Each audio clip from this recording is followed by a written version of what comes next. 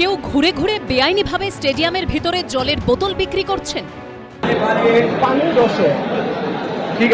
কেউ বিক্রি করছেন চিপস, কেউ কোল্ড ড্রিঙ্ক, কেউ অন্য কিছু।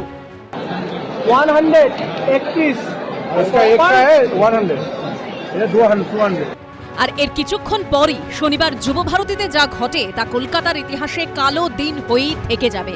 তখনই প্রশ্ন উঠতে শুরু করে, পুলিশ কি করছিল? ভেন্ডাররা জলের বোতল নিয়ে স্টেডিয়ামের ভিতরে ঢুকলেন কি করে?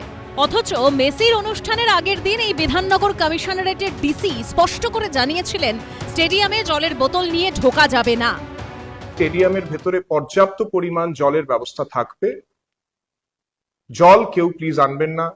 কোনো জলের বোতল যদি আমরা গেটে দেখি তাহলে আমাদের কিন্তু সেই জলের বোতলটা আমরা অ্যালাউ করতে পারবো না।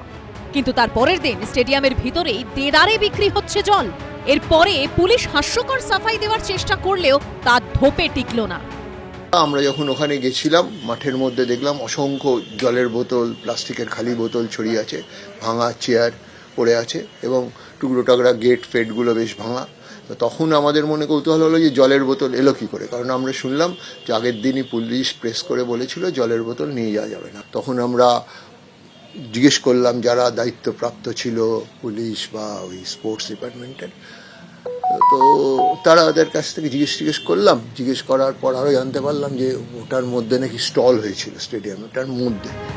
এরপর তদন্ত কমিটির সুপারিশের ভিত্তিতে বিধাননগরের পুলিশ কমিশনার মুকেশকে শোকজ করা হলো এবং ডিসি অনিশ সরকারকে সাসপেন্ড করা হয়েছে।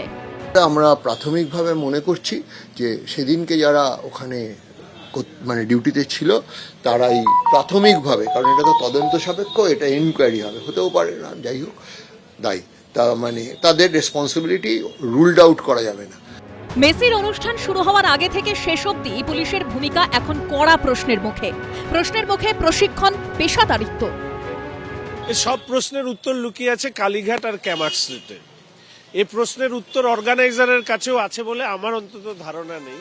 এই বিশৃঙ্খলার জন্য যদি কেউ দায়ী থাকে সেই দায়ভার অবশ্যই ক্রীড়া দপ্তর এবং পুলিশ প্রশাসনকে নিতে হবে।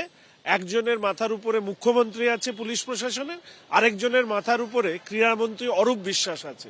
তদন্ত কমিটি 4 জন দক্ষ পুলিশ অফিসারের নেতৃত্বে তদন্ত কমিটি হয়েছে, কাজটাকে এগোতে দিন এবং সেই সঙ্গে ডিজিও নিশ্চয়ই তার বক্তব্য জানাবেন।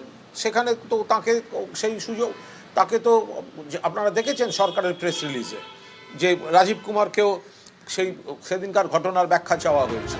কলকাতার তিক্ত অভিজ্ঞতা কি মেসি কোনোদিন ভুলতে পারবেন? আদেও কোনোদিন কলকাতার এই লজ্জা ঘুচবে? সৌমিত্র রায়, দীপক ঘোষ ও ব্রতদীপ ভট্টাচার্যের রিপোর্ট, এবিপি আনন্দ। এবিপি আনন্দ, এগিয়ে থাকে, এগিয়ে রাখে।